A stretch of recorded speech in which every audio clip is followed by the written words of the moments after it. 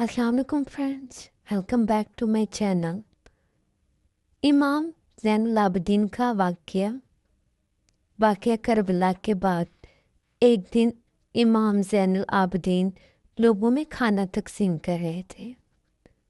खाना लेने वालों की कतार में से एक शख्स जब इमाम ज़ैनुल आबिदीन के पास आता है खाना लेने के लिए, तो इमाम ज़ैनुल आबिदीन उस शख्स को देखते हैं और फिर उसको खाना देते हैं। वो शख्स कहता है, आपने शायद मुझे पहचाना नहीं। इमाम ज़ैनुल आबिदीन फरमाते हैं, हम तुझे पहचानते हैं, तुम खाना खा लो। उस शख्स ने कहा, नहीं, आप मुझे पहचान नहीं रहे। अगर आप पहचानते होते तो मुझे अपना खाना ना देते। इमाम ज़ैनुल आबिदीन ने फरमाया, ए बंदा खुदा, मैं तुझे कैसे भूल सकता हूँ। जब हम कैदी थे और तुम्हारे शहर से गुजर रहे थे, तब तुमने हम अहले बैत को पत्थर मारे थे। सुनो, तब हम तुम्हारे मेहमान थे। तुमने जो हमारे साथ किया वो तुम्हारी तरबियत व सलूक था।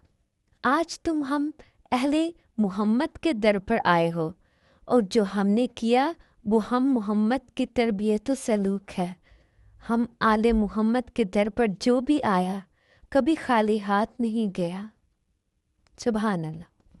इसी तरह इमाम ज़ैनुल आबिदीन के बारे में एक और किस्सा है, जो कि इमाम ज़ैनुल आबिदीन के वफादार ऊँट का है।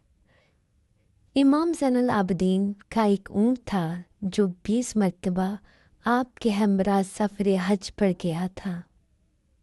इमाम ने एक बार भी उसको ताज़ियाना नहीं मारा था।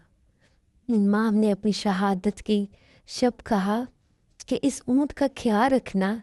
जब इमाम ज़ैनुल आबिदीन ने शहादत पाई तो ऊँट उठकर सईदा इमाम की कब्र मुतहर्रा पर पहुंचा और कब्र पर गिराया और अपनी गर्दन ज़मीन पर मारने लगा। उसकी आंखों से अश्के रूह थे।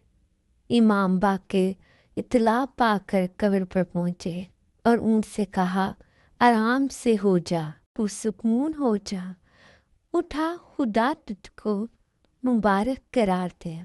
ऊँट पुरसुकून हो गया और चला गया, लेकिन थोड़ी ही देर बाद वो वापस लौटा और पहले की तरह अपनी गर्दन को कब्र इमाम पर मारने लगा।